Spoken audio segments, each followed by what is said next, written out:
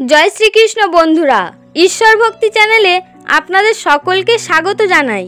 ভারতীয় দর্শন শাস্ত্র এবং বিভিন্ন দেবদেবীর পূজা অর্চনা পদ্ধতি এই চ্যানেলের আলোচ্য বিষয়বস্তু।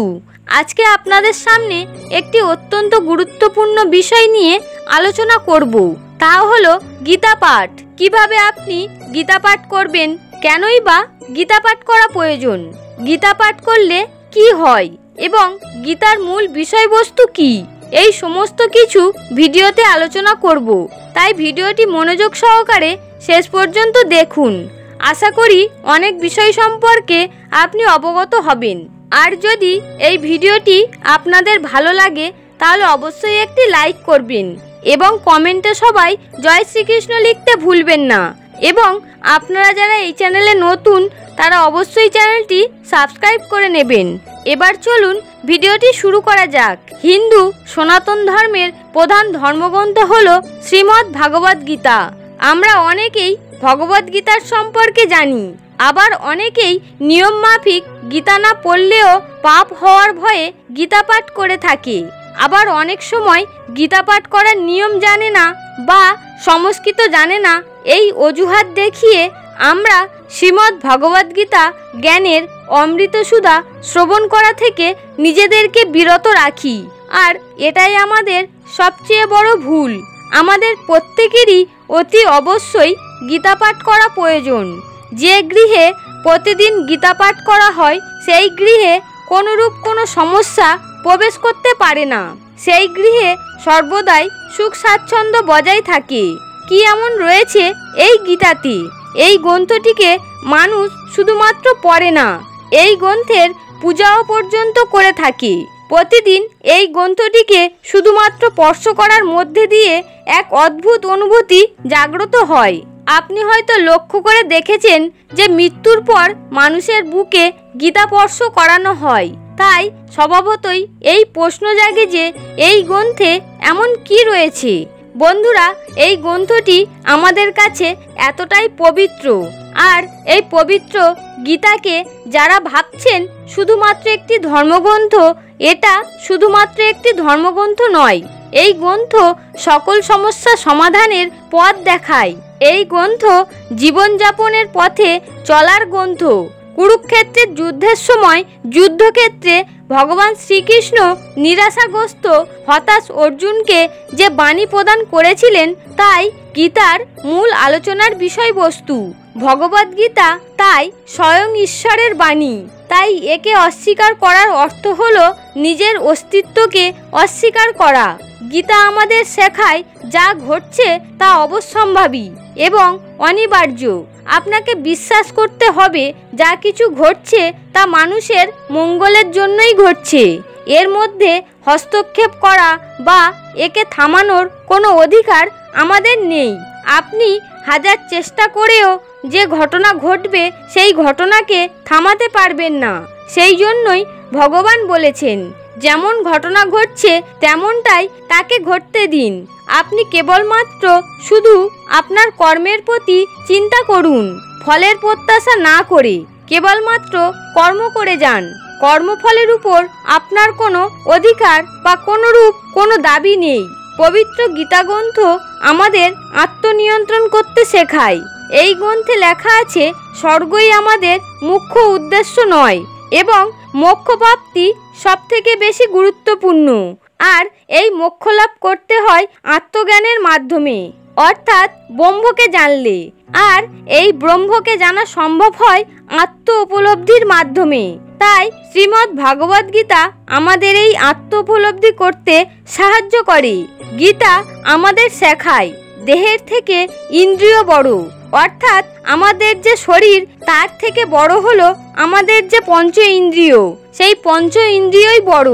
ইন্দ্রিয়ের থেকে আমাদের বুদ্ধি বা জ্ঞান বড়। আবার বুদ্ধি অপেক্ষা বড় হলো আত্মা, আর এই আত্মার থেকেও পরমাত্মা বড়। আর আমরা প্রত্যেকেই সেই পরমাত্মার এক একটি অংশ। আর আমরা যেহেতু পরমাত্মার অংশ তাই আমাদের এই আত্মা অমর এবং একে কখনোই ধ্বংস করা যায় না। কেবলমাত্র শরীর নষ্ট হয়, আত্মার কখনোই মৃত্যু হয় না। ধ্বংস হয় না। একজন ব্যক্তির মৃত্যুর পর তার আত্মা কেবলমাত্র তার শরীর পরিবর্তন করে।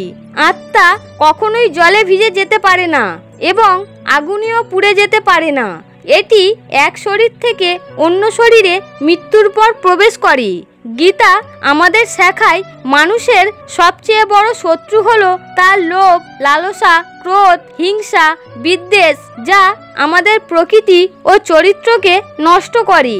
আর আমাদের যে ষড়রিপু রয়েছে সেই ষড়রিপু থেকে আমাদের পরিত্রাণের উপায় খুঁজে বের করতে সাহায্য করে গীতা।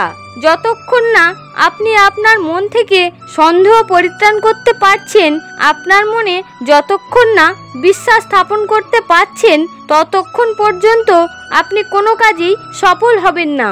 আপনি মানসিক শান্তি পাওয়ার কথা আশা করতেই পারবেন না।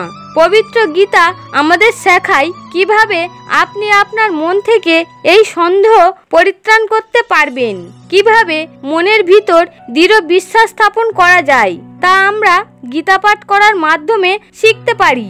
প্রতিটি ব্যক্তি, তা সে যেই হন, বা আমি নিজের ভিতর থেকে অনুপ্রেরণা নিয়ে থাকি, কারণ গীতার বাণীতে ভগবান বলেছেন আমাদের মন আমাদের পরম বন্ধু, আবার পরম শত্রুও। সে নিজেই নিজের চিন্তা বা ধারণা থেকে বহু পরিমাণে প্রভাবিত হয়ে থাকে এবং সেই অনুযায়ী কর্ম করে থাকে। আপনার কর্ম ঈশ্বর দ্বারা যথাযথ বিচার করা হবে। আপনি আজ যা কর্ম করছেন তার ফল আপনাকে ভোগ করতে হবে। আপনি যদি ইহলোকে অর্থাৎ এই মর্ত্য জগতে আপনার কর্মের ফল ভোগ না করে থাকেন, তাহলে মৃত্যুর পর আপনার কর্মের জন্য আপনাকে শাস্তি বা পুরস্কার পেতেই হবে। বিচার কেবলমাত্র মৃত্যুর পরেই সম্পূর্ণ হবে এবং এটি মৃত ব্যক্তির শেষ পরিণতি নির্ধারণ করবে। গীতা পাঠের মধ্য দিয়ে আমরা এই বিষয়টি শিখতে পারি যে অন্য কারো থেকে সম্মান পেতে হলে আপনাকে তাদেরকে সম্মান দিতে হবে। আপনি নিজে যাকে সম্মান করেন না তার কাছ থেকে আপনি সম্মান পাওয়ার আশা করতে পারেন না। এটা আপনার নিজের ক্ষেত্রেও প্রযোজ্য। আপনি যদি নিজেকেই সম্মান না করেন তাহলে কোনো ব্যক্তি আপনাকে সম্মান করবে না।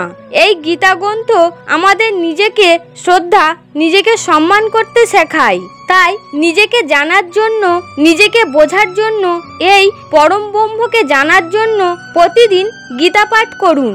হ্যাঁ, এটা সত্য যে প্রাথমিক অবস্থায় গীতা পড়লে হয়তো আপনি অনেক কিছুই বুঝতে সক্ষম হবেন না, কিন্তু গীতা পড়তে পড়তে আপনি এই বিষয় সম্পর্কে সব কিছুই বুঝতে পারবেন। পবিত্র গীতা স্পর্শ করা মাত্রই আপনার মনের মধ্যে এক অদ্ভুত অনুভূতি হবে। বিশ্বাস না হলে আপনি প্রত্যেক দিন এইভাবে গীতা পাঠ করুন, টানা 1 মাস করে দেখুন। আপনি আপনার নিজের ভিতর এক অদ্ভুত পরিবর্তন লক্ষ্য করতে পারবেন। প্রত্যহ স্নানের পর একটি পবিত্র স্থানে সবার প্রথমে আপনি আপনার ইষ্ট দেবতাকে স্মরণ করুন, পরম ব্রহ্মকে স্মরণ করুন। এরপর মনে মনে এই মন্ত্রটি উচ্চারণ করুন, হরে কৃষ্ণ কৃষ্ণ কৃষ্ণ হরে হরে, হরে রাম রাম রাম হরে হরে। 3 বার এই মন্ত্রটি উচ্চারণ করার পর গীতা গ্রন্থটিকে স্পর্শ করে সেই গ্রন্থের যে কোনো একটি অংশ থেকে আপনি মাত্র একটি শ্লোক পড়ুন। যদি শ্লোক উচ্চারণের ত্রুটি হয় বা আপনি যদি শ্লোকের অর্থ বুঝতে না পারেন, তাহলেও একটি শ্লোক অবশ্যই পড়বেন। এরপর সেই শ্লোকের বাংলা অর্থটি পড়বেন।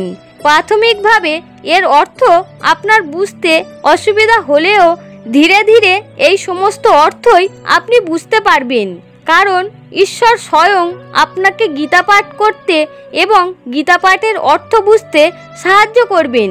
তবে হ্যাঁ বন্ধুরা, প্রত্যেক দিনেই কিন্তু আপনাদের গীতা পাঠ করা প্রয়োজন। 2 বেলা অন্তত একটি করে শ্লোক পাঠ করার চেষ্টা করবেন, স্নানের পর এবং সন্ধ্যাবেলায়। এটি যদি সম্ভব না হয় তাহলে স্নানের পর অতি অবশ্যই একটি শ্লোক পড়বেন। দেখবেন আপনি 1 মাস পর অনেক কিছুই পরিবর্তন লক্ষ্য করবেন। বিশ্বাস না হলে করেই দেখুন। বন্ধুরা, ভিডিওটি এখানেই শেষ করছি। ভিডিওটি দেখে যদি ভালো লাগে তাহলে অবশ্যই একটি লাইক করবেন এবং এই চ্যানেলে যদি নতুন হয়ে থাকেন তাহলে চ্যানেলটি অবশ্যই সাবস্ক্রাইব করে নেবেন এবং বন্ধুদের সাথে শেয়ার করে দেবেন, যাতে তারাও ভিডিওটি দেখে উপকৃত হয়। এবং কমেন্টে পুরো শ্রদ্ধার সাথে লিখবেন জয় শ্রীকৃষ্ণ।